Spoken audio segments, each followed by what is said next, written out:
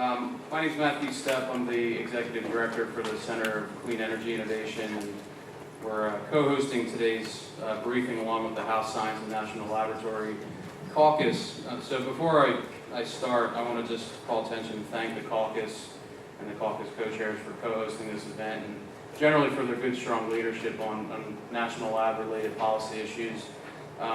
Representatives Holgren, Fattah, Lujan, and Nunnally have been really strong leaders in this space, have taken a really focused view of the labs, and I think that's important to point out because for the last few years I've done kind of a really deep think tank dive into the national labs. It's always unique to me how little Washington knows about the labs or seems to care, and how little the average Joe or Jane knows about the laboratories. So the fact that there's at least some influence within Congress to understand these issues and these complex organizations is a really positive sign. And with that said, today's National Lab Day on the Hill, and later this afternoon the Senate's going to join in on the game and announce their National Laboratory Caucus and do a series of events this afternoon. So if most of you, I can imagine, are going to be attending some of those events. So, but because the House is the people's house, we're doing this first. I want to call attention to a couple lab directors that are in the room. Mike Cluse of PNNL and Nigel Locke here from Fermi. Thank both of you for your leadership in the science and research space and the great work that you're doing in your laboratories. And I want to emphasize that bringing the labs and their responsibilities in the limelight, I think, is really important. Like I said, most folks don't know what the labs are. They have a vague idea that the labs are part of the Manhattan Project. They built the bomb, and usually that's kind of where the information stops. And so what I've focused largely on the labs for the last few years because they are, in many ways, one of the cornerstone institutions in the U.S. innovation economy. And I think that's something that we need to move our mental model from kind of the Manhattan space to what the labs are within the context of U.S. innovation. They're the source of over $12 billion in public R&D. They're doing work that the private sector and universities are unwilling or incapable of doing in a lot of ways. And they've been the source of numerous breakthroughs over the last 70 years, including materials in material sciences, energy, natural gas fracking, kind of you name it. They've done a lot of work and produced a lot of these basic technologies. And I think kind of one of the things that really surprised me is that they're in a lot of ways the envy of the world. A lot of other countries look to the U.S. and the national labs as an example of what they would want to do in their countries, particularly from the unique capabilities standpoint. And a lot of these countries want to copy what the labs are doing. And I think that's important to note because the U.S. is in this kind of fierce international competition in the innovation space. And the work that the labs are doing are what keep us on the cutting edge. So with that, I'm not going to kind of preempt what the panelists are going to talk about. The title of this event is The Role of the DOE National Lab in the 21st Century Innovation Economy. We're going to do that in 45 minutes. And that's, I think, it would be impressive if we actually get through all the reasons why, what their role is. But a selfish plug, there's a couple of reports at the end of the table over there that myself, my colleagues from the Heritage Foundation, Center for American Progress, and the Brookings Institute have put out over the last year and a half on the role of the labs in the innovation economy, and then last week we put out one on the role of labs in regional economies. And again, this is to kind of really bolster the case that these labs just aren't some bunch of buildings in the middle of nowhere doing secret work, that the work that they are producing directly impacts U.S. economic growth, innovation, and competitiveness. And then we should kind of put that into context and work out policy solutions that better connect them to our economy so we can get more out of the laboratory system. So I'm not going to do deep intros of our panelists. A lot of you know who the panelists are, but so I'm just going to give a kind of brief sentence on each of them, and then we'll dive right in because we have a hard stop right around 10:15. From the left, from I guess everybody's right to left, we have Dr. Charles Eigenbrot. He's the principal scientist for structural biology at Genentech. Charles is an inorganic chemist who spent 27 years at Genentech doing research into antibodies, molecular drug design, and molecular crystallography. Then we have Dr. Brian Landis, is the technology leader at Dow Chemical Company, where he's their top scientist on synchrotron-based experiments, a national lab capability that we'll hear about during the panel. And he's made many breakthroughs and advancements in materials, nanoscience, and metrology. And we have Dr. Julia Phillips, and she's the Vice President and Chief Technology Officer of Sandia National Laboratory, which focuses largely on national security-related research. And as CTO, Julia is in charge of the lab's research strategy development, IP protection processes, and its lab-directed research and development program, or LDRD. And then finally, last, we have Dr. Todd Allen. He's the Deputy Laboratory Director for Science and Technology at Idaho National Lab, an applied energy lab focused largely on nuclear-based research. Todd holds a number of leadership positions within INL related to material science, nuclear fuel research, and the Advanced Test Reactor User Facility. So the basic idea here is each panel is going to give kind of their 5 or 7 minutes presentation, and then we're going to dive into Q&A and discussion for the last 30 to 40 minutes or so to try to tease out kind of the main roles of the labs and their interactions with industry, universities, and their regional and national economy. So without further ado, Dr. Ardenbach. Thank you very much. Can everyone hear me all right? Yes. Thank you very much, Matt, and thank you, all of you, for coming. It's a big opportunity for me to come and share with you a little bit about the way that we at Genentech use National Laboratory. Genentech discovers, develops, and markets human medicine. A little summary of the way we use National Laboratories is presented on these graphics. You'll appreciate that a synchrotron is far larger than is indicated on this wall here. The one at Argonne National Laboratory is about diameter of about 1/4 mile, I think. They're electron storage rings. They produce intense X-rays at high energy, and we use those X-rays to study crystals. That's our sample we bring to the laboratory. The X-rays going in create new little tiny X-rays coming out, which we capture on a fancy electronic film. It's an electronic detector. It used to be photographic film. Now it's faster and much more sensitive than photographic film. And all those spots you see in the middle of that red picture represent the information that we use as our primary data. There'll be tens or hundreds of thousands of unique spots. And the work of people like me with my training is to reduce it to the picture that's below that, which is a picture of all the atoms in the crystal. And so, for instance, that beige colored material would be a way for me to depict a protein, which may be an enzyme, a target of a drug discovery project. And then the stuff in the middle is our candidate medicine, something about the size of aspirin, for instance, that you could potentially take as a pill. And the details about all those atoms and where they're found is what we're trying to get at. And the details matter, so the precision with which we're able to determine that stuff is important, and the precision is related to how bright the X-ray beam is. That's why these synchrotron sources are so important, because you get really bright X-ray beams, which provides more spots in that red picture, and gives you better and more precise information for the derived experimental result. Looking at that derived experimental result, we look at the big picture, understand the difference between what we had in mind when we designed that molecule and what we really found, and go through another drug design iteration and go through this cycle multiple times. In a typical drug discovery project, we probably conduct 50 to 100 different crystal structures this way. In the drug discovery project, there probably will be thousands of compounds made, so we don't study every compound this way, but the key ones. And so that's, in a nutshell, our use of National Laboratories. We use them all across the country. We visit an X-ray synchrotron source virtually every week, all year long. We don't normally do it on Thanksgiving week or Christmas week, but the high 40s of weeks per year that we go. We collected about 1,000 X-ray data sets in a typical year. Our annual running costs for the support of these activities is about $750,000. I have 6 colleagues like myself with my training that produce the primary experimental result, but we have 250 employees at our site near San Francisco who are direct customers of our products, of our work.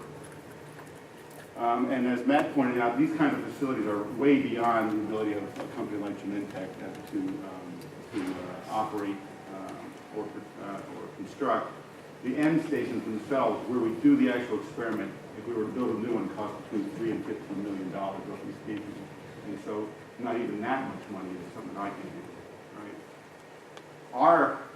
The description of our work is certainly not unique to Genentech. It is the bread and butter technique for structure-based drug design across the industry, across the country and around the world. We view it as an important part of training of the next generation of scientists, and we have a lot of postdoctoral fellows who are engaged in these kinds of work. Finally, a couple of words about innovation. The brighter the X-ray beams, the better the work. I already told you that. A new innovation is the detectors, which are more sensitive and faster readout. What 5 years ago, a data set took us maybe 60 or 30 minutes to collect, we can get in literally 1 or 2 or 3 minutes now. That, of course, increases our throughput and our productivity. And the brighter beams allow us to study crystals that are smaller and less robust. And many of the drug targets that we're interested in today don't grow very nice crystals and don't diffract very well.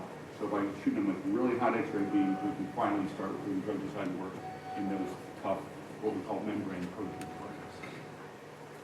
And in addition to that, me and my 6 colleagues, we publish in the open literature. I think the 6 of us have 50 journal articles since 2012, so we're active scientists as well.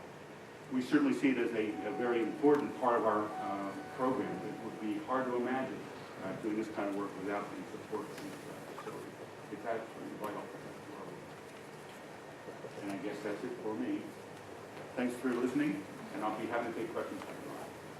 Thank you. Brian?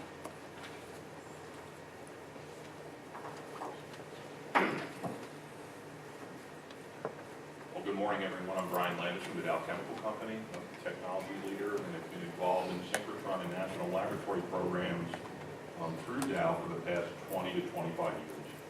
And what I hope to communicate to you this morning is truly we consider the national laboratories national treasures. And I hope by example I show you why we believe that to be true, why we as a company invest in the national laboratories ourselves, and what we are reaping in return really as an organization, as an industry, and then also as a society. One of the unique things, and I think you've heard it mentioned at the beginning of this, is the uniqueness of the three-dimensional architecture of the national laboratory system, where we bring together government, industry, and academia under one roof. And what that provides is a wonderful richness really of expertise and capability that really allow us to innovate as a society. It's bringing together all 3 of those capabilities. Now, when I tell you that we consider the national laboratory system as treasures, there's really 4 main reasons why I can explicitly tell you why that to be true for us. Number one, the one that is, I think, most familiar to us is technology.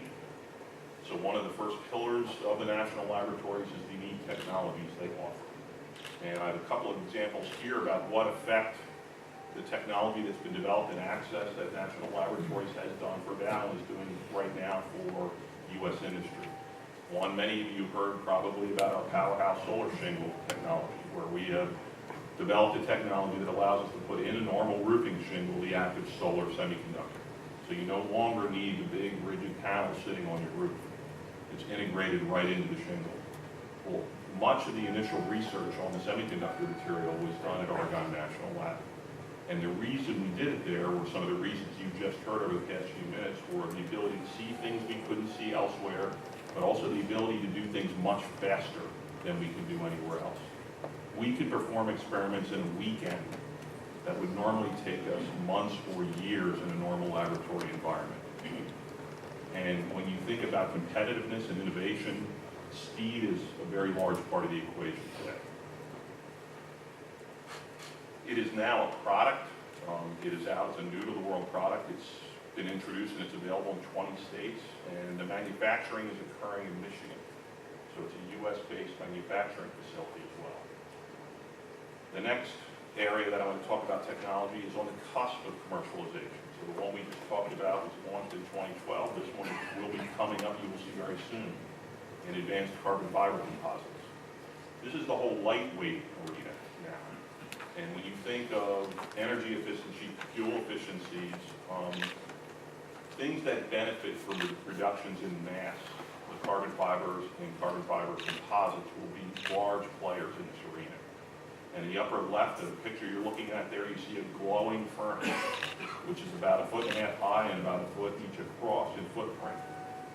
Again, developed by engineers at the Advanced Photon Source Argonne National Lab.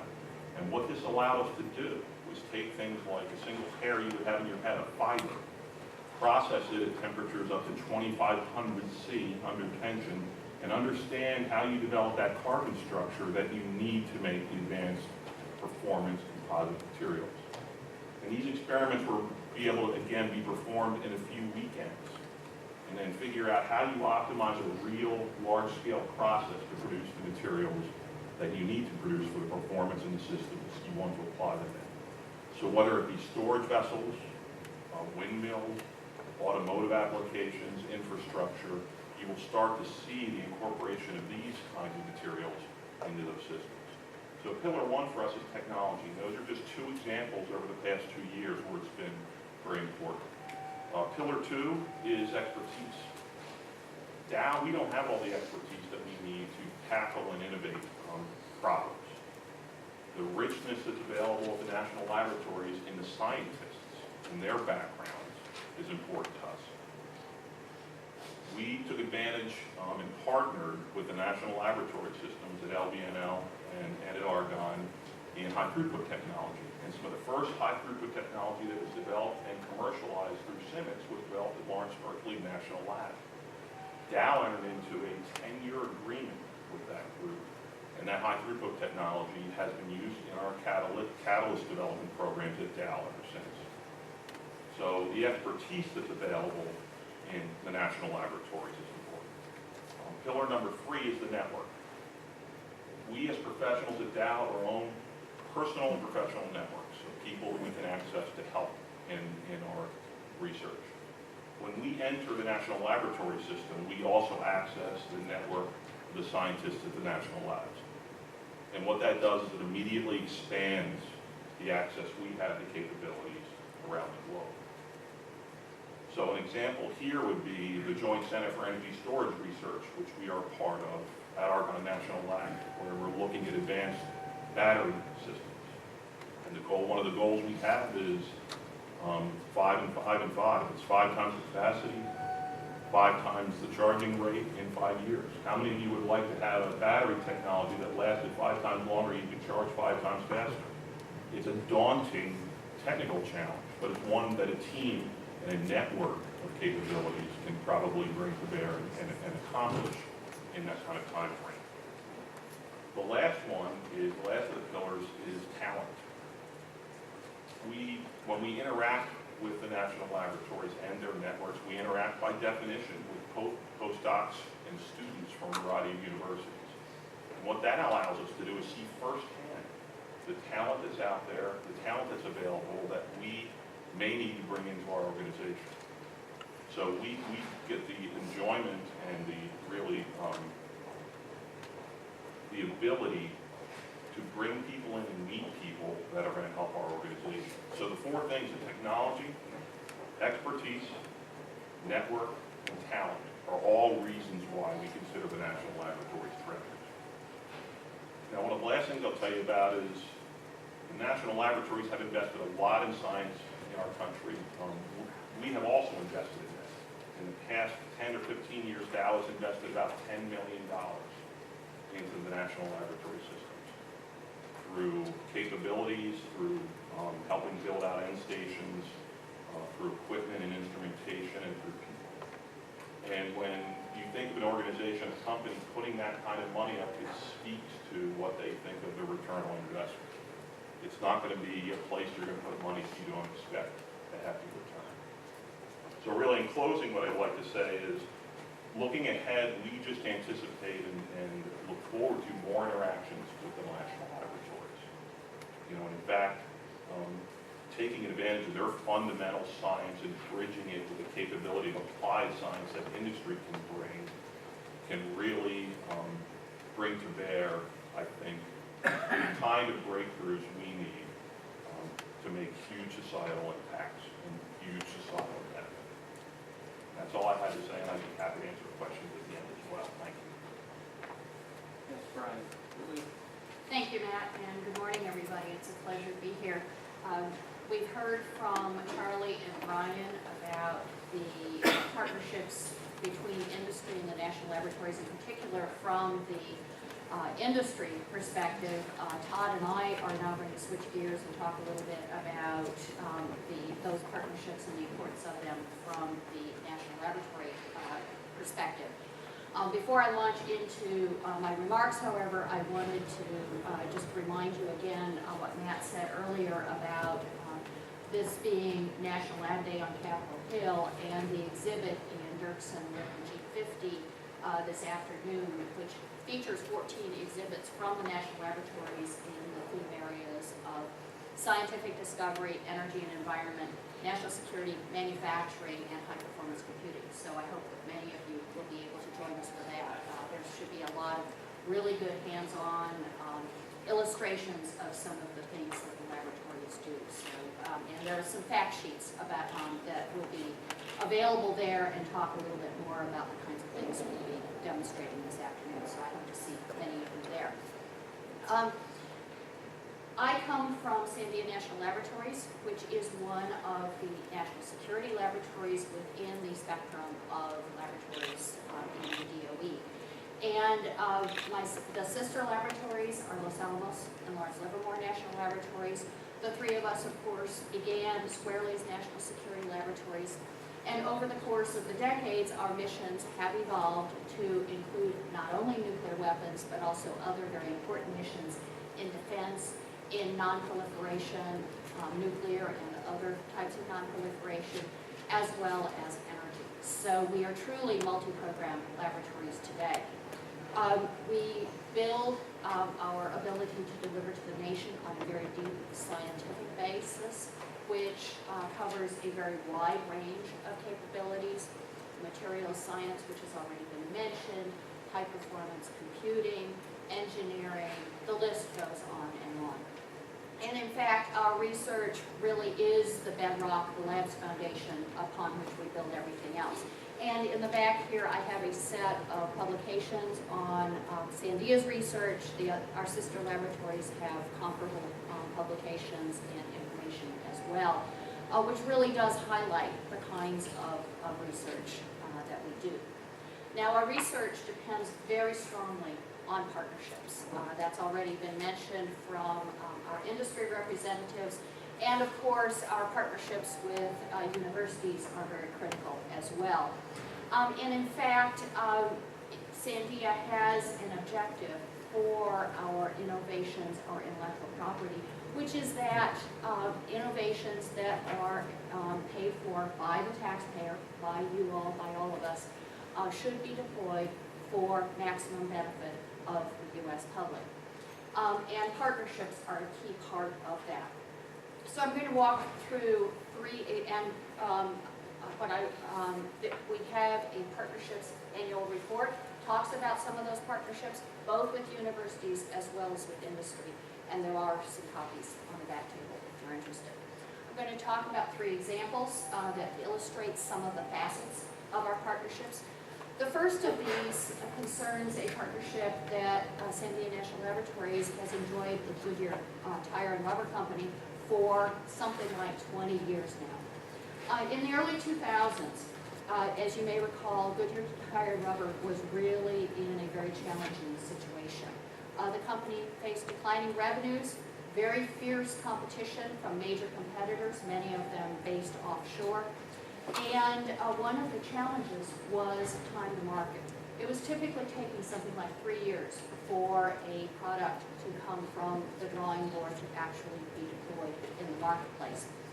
By collaborating with Sandia's computing engineering and software engineering specialists on codes that are relevant not only to nuclear weapons, but also, it turns out, to tire manufacturing, we were able to work together to the point where Goodyear was able to go from design to actually having a tire in market within a few months. And so the first result of that was Goodyear's Assurance All-Weather tire.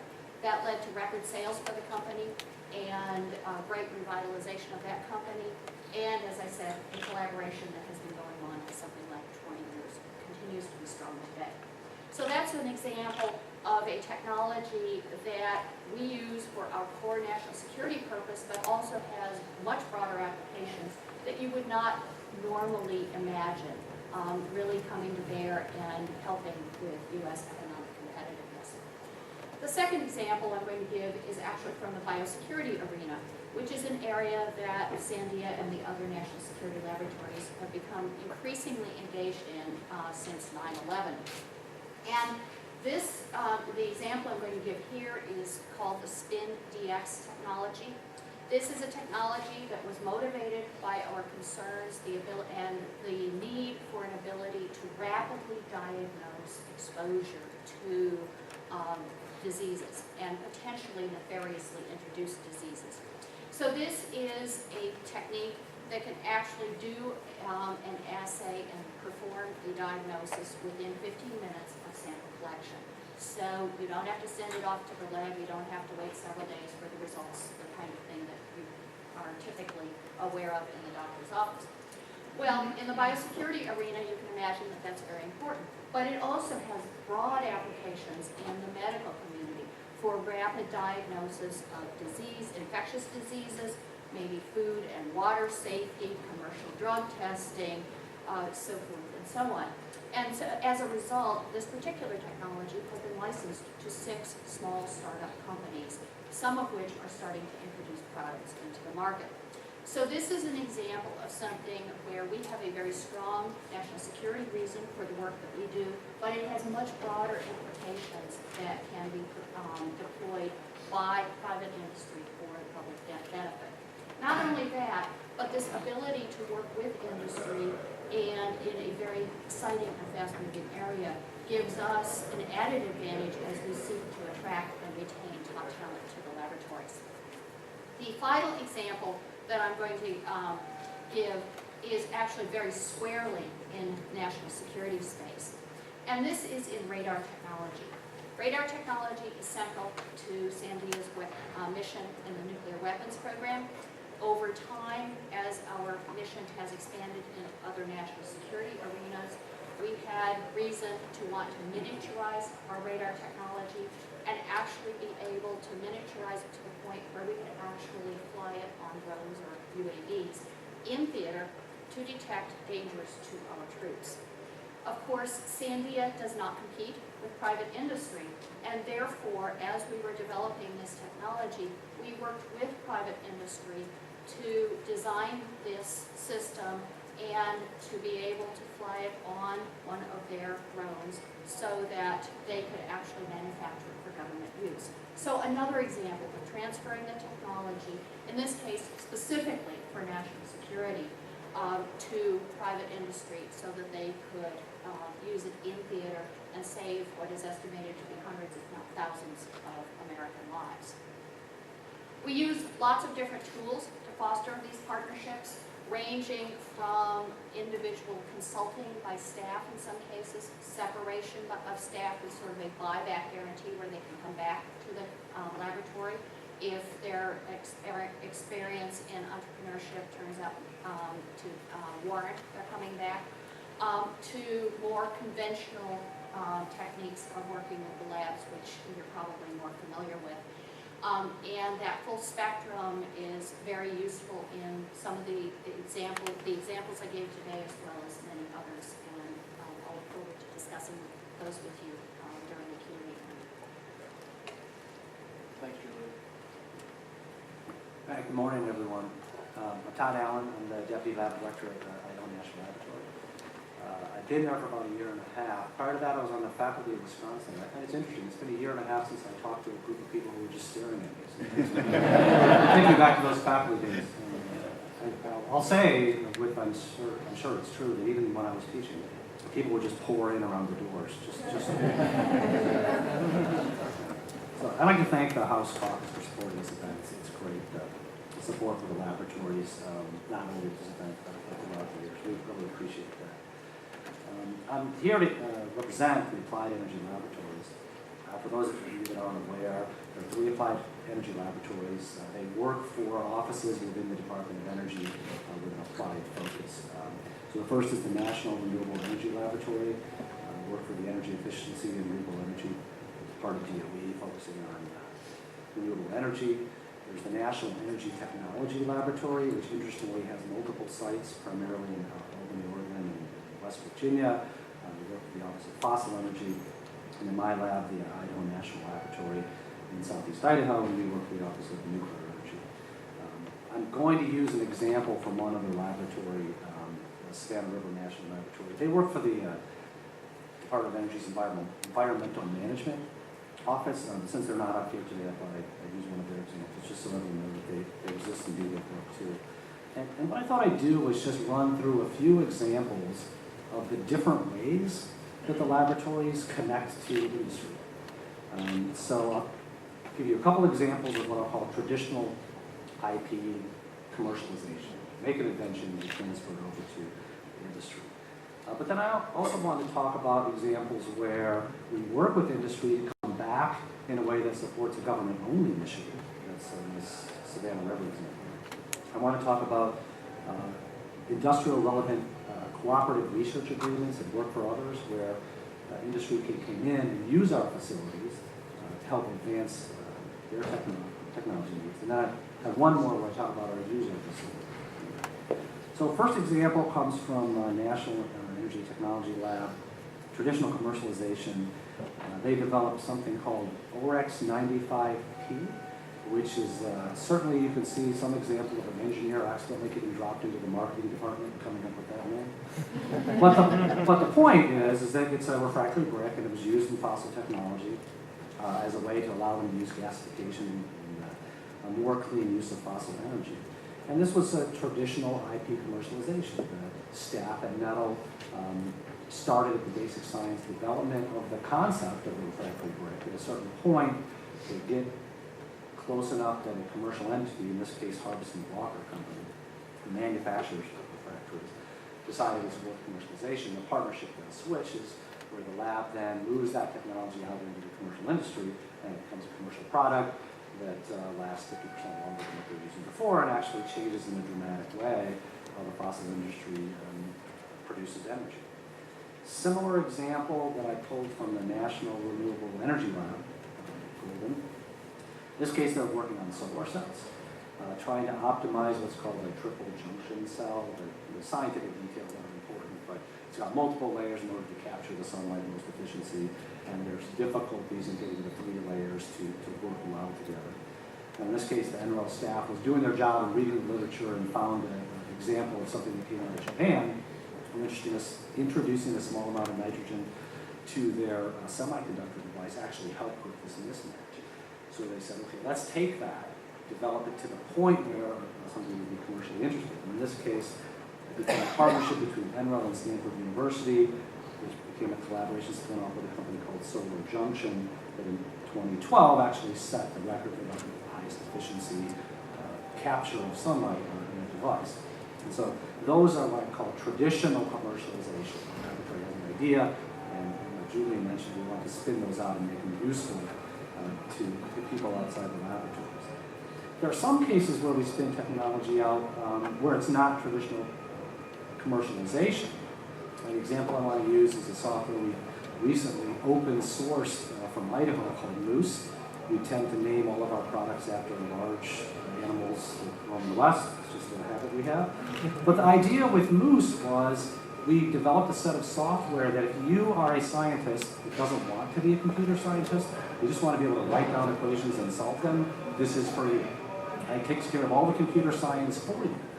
In this case, it's not a commercial product, but it's something you could build commercial products on. So we decided we would just open source it. We give it away, and we support people who want to understand how to use it. So in this case, the laboratory system is supporting people in the commercial world who have an engineering use for doing high-performance computing.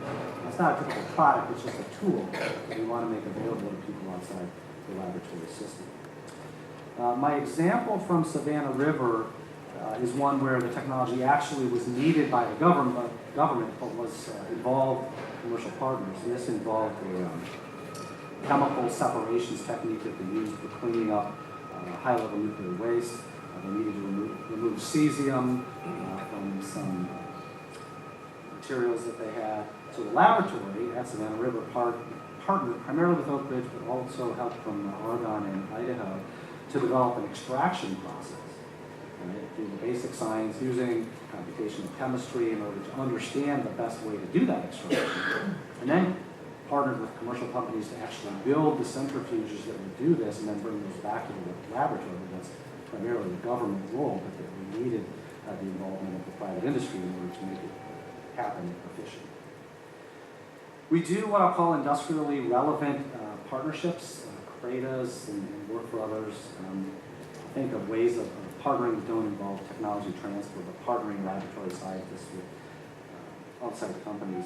The example I'll use is TerraPower. This is a nuclear example. For those of you that have never heard of TerraPower, it's Bill Gates' company, and he's decided that he wants to build advanced nuclear reactors. Right? Corporate decision that nuclear energy is a way to do clean energy deployment to advancing countries, and they've got an advanced concept plan to build.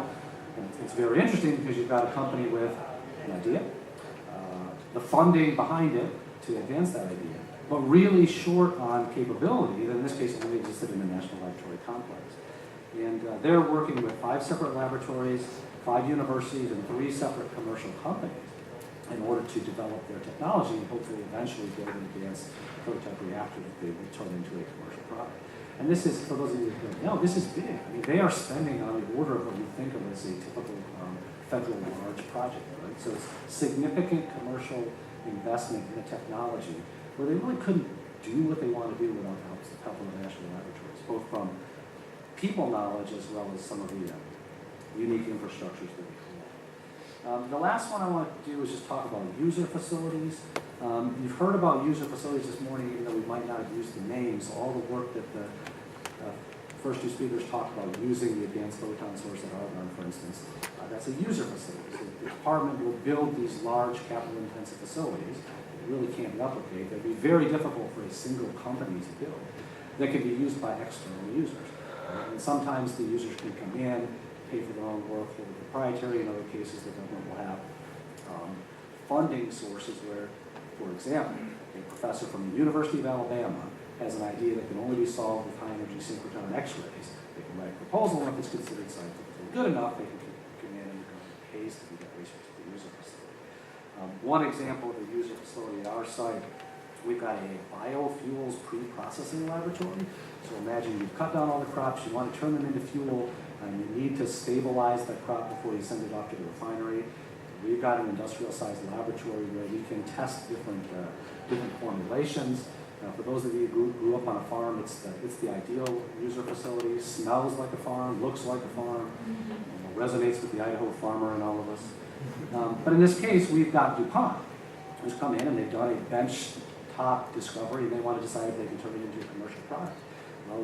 We're doing on the order of 250-ton demonstration processing to help them understand if it's worth going to the next step in commercialization.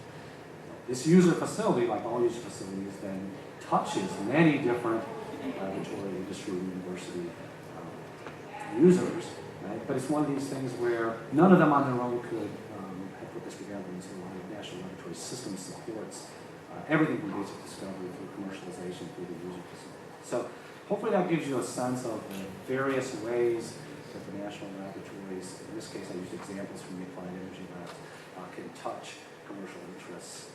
And it's much more intricate and involved than necessarily typical when you discover something and you commercialize it and pass it out.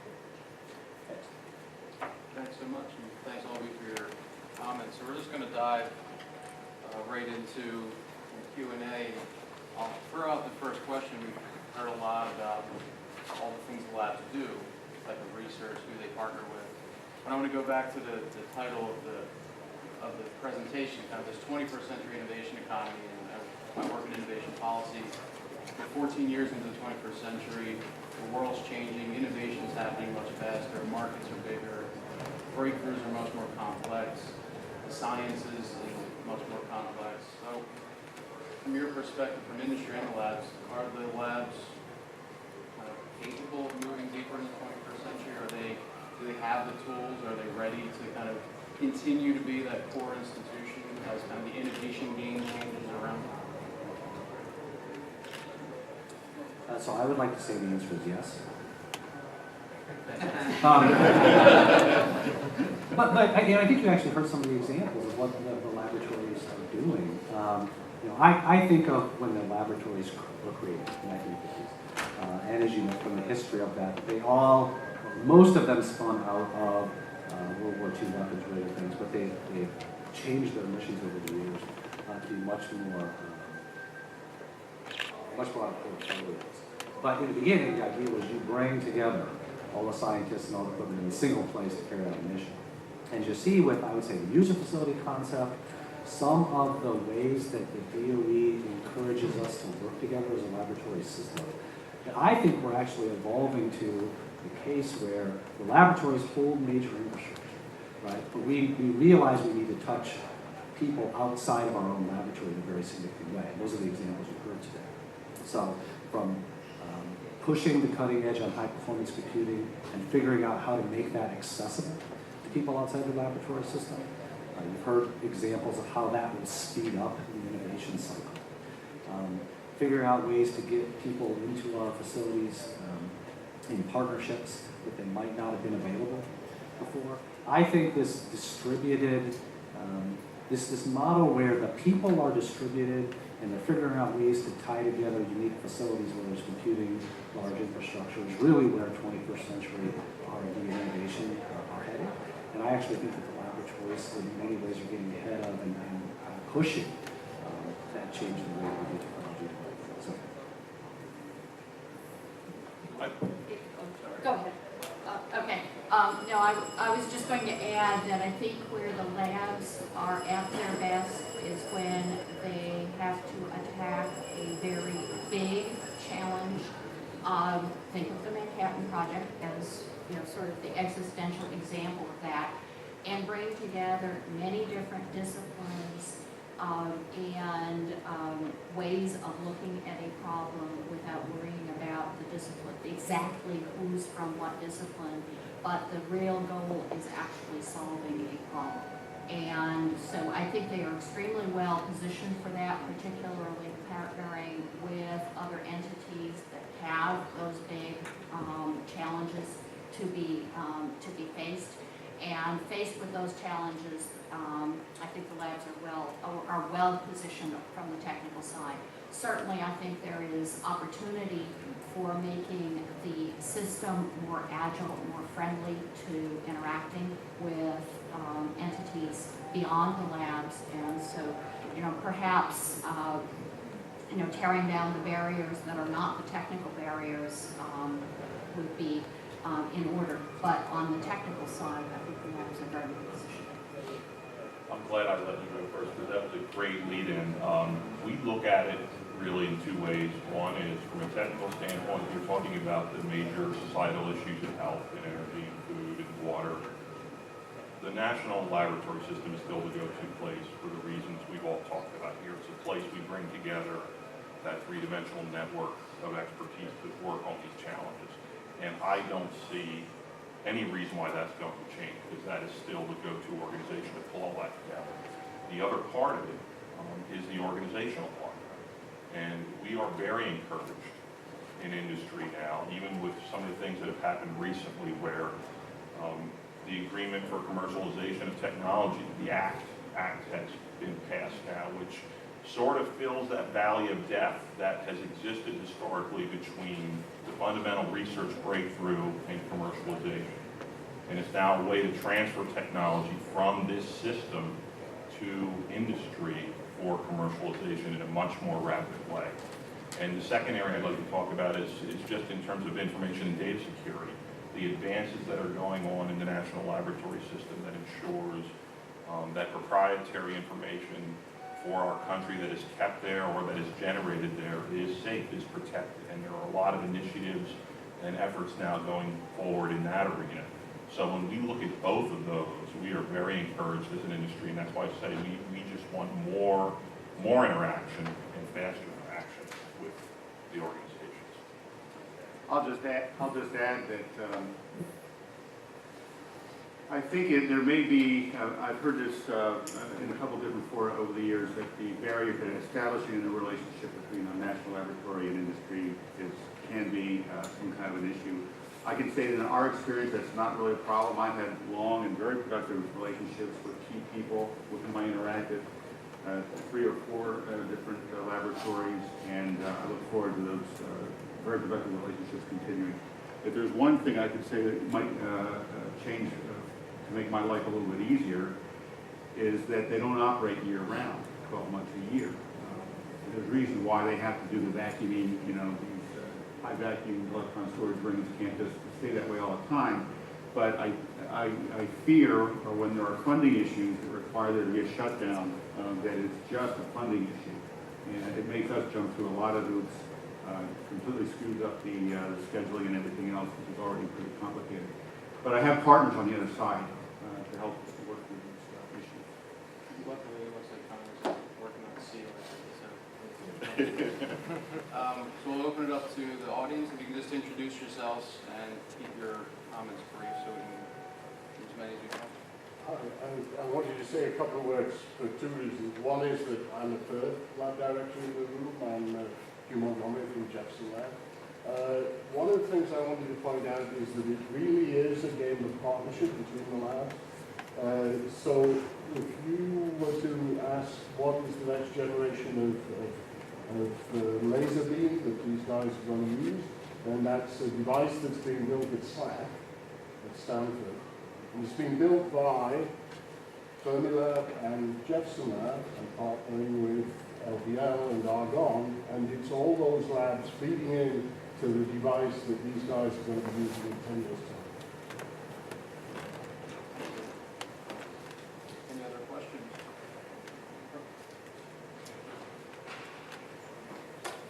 I'm Bob Hershey, I'm a consultant. Could you tell us some more about the battery research work? So initially, many of you know Dow Chemical was involved within our organization in advanced lithium-ion battery research for commercialization, especially for use in automobiles and smaller devices. It became clear to us that the challenges in that arena to meet the expectations and the goals in that technology area reached beyond the capability, both from a technical standpoint and from a advanced manufacturing standpoint we have in the organization. And in fact, we were one of many organizations who I think came to that same conclusion over a very short period of time. And the inception really of the joint center that was developed or initiated at Argonne National Labs was to bring together those interested parties who could bring to the table expertise in either the technology of lithium-ion batteries, the marketing of those systems, or the advanced manufacturing of those systems, and to come together and decide what really were the needed breakthroughs that had to happen in order for that technology to become viable on a large scale for things like automobiles and small appliances. So it was a decision made by many organizations to join that center, and it is now a consortium of national laboratories, industries, and academia to advance lithium-ion battery technology. Any other questions? Right. Ryan Jones, Federal Laws Office. I have a question, this one for Susu. A lot of the stuff you guys were talking about were how the national labs can benefit from national but if you think about how funding issues go and how you guys meet on your missions or experiments or funding what is the benefit from these partnerships to the mission of the lab? There are lots of benefits to the mission of the labs, as I tried to illustrate in some of my examples.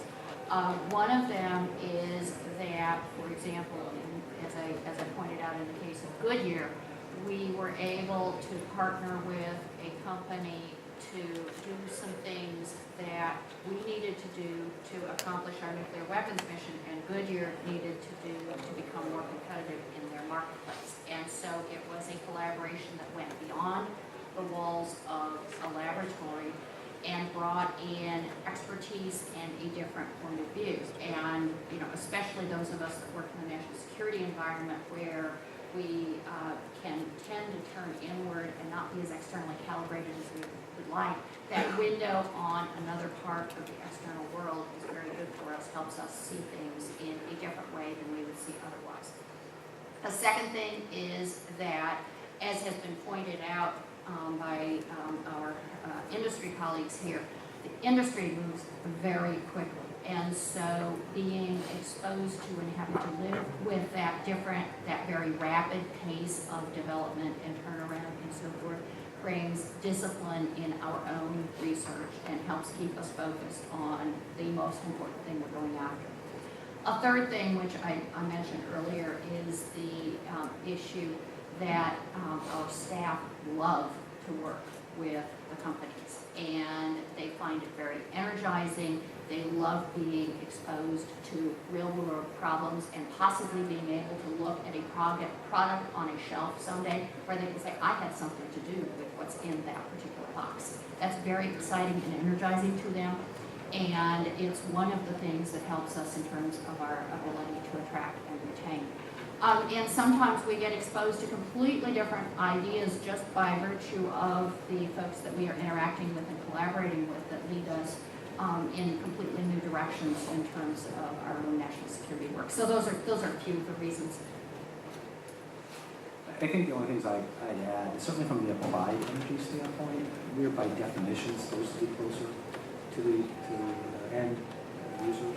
And so I think if we're not engaged, right, we can't be properly grounded in what the real issues are. So it's very important for our staff to understand where the industry is going, where the issues are, where we might be helpful, where capability that can touch multiple organizations could sit.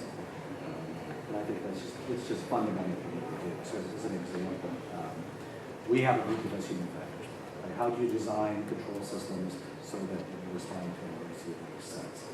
Right? We're much better at that because of our ties to industry and big industry. Through the operators, so we'll understand how humans react and what the issues are. I think the other thing is that the labs,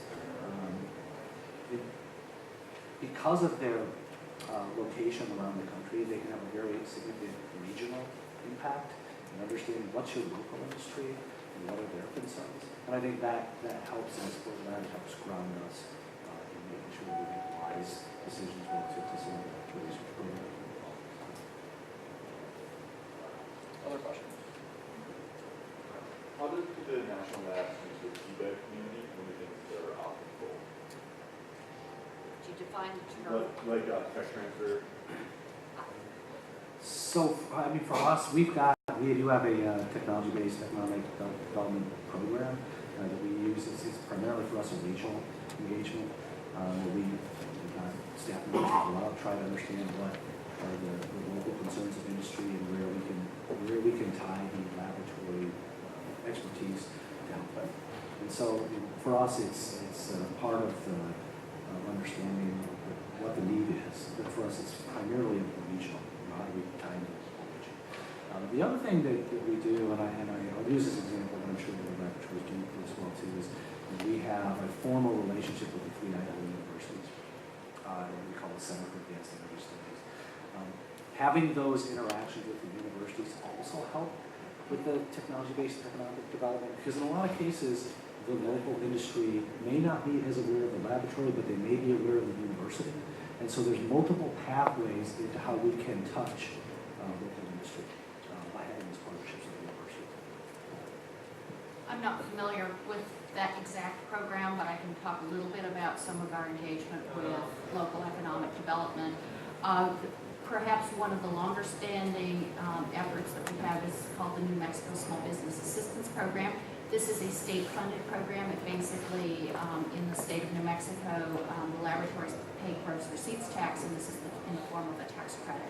And basically what is involved is that we can use that tax credit to support small businesses in the state of New Mexico to the tune of a few $1 million a year total.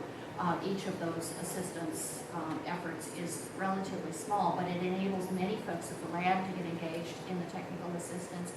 And over the course of the program, which is something like a decade, we have benefited businesses in every county in the state of New Mexico.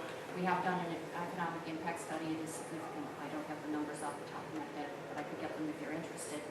And both Sandy and Los Alamos participate in that program. Another thing that is happening very recently is that the city of Albuquerque is one of the finalists for a Living Cities grant, and the mayor has envisioned an economic development district, basically a corridor, which runs from downtown Albuquerque, but past the University of New Mexico, which is a significant partner, and ends at the Sandia Science and Technology Park, which was a collaboration between Sandia and the state and local governments 15 years ago, plus or minus, to basically have an innovation corridor, which would involve all of those entities, a number of incubators that also sit along that path. And Sandia is a full partner in that, and is just on the verge of sort of announcing what we are proposing our particular piece of that to be. And I'd just like to point out to the audience that he took one of approximately 1 million acronyms that DOE uses, and we figured it out. So I think we have time for maybe one more question before we wrap up. Anybody wants to have the final word? No, that's absolutely perfect. And Doug, Freelance Center, I was wondering if you could just elaborate on the commercialization partnerships and whether the labs maintain royalty rights and earn any financial revenue from the products that are being developed.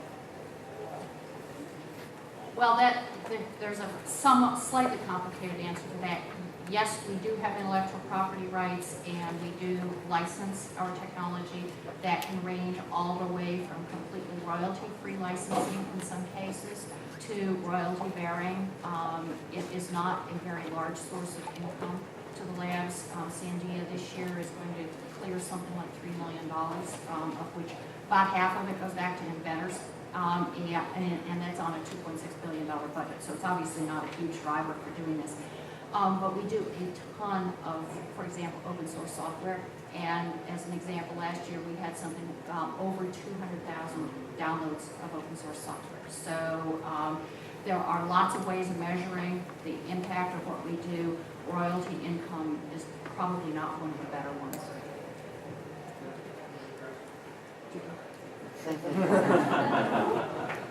All right, so thank you all for your comments. Thanks everybody for joining in this morning. I hope you can leave here with a better understanding what the labs are doing and how they fit in with the larger economy. There's more information outside on the table. Have a great rest of your day.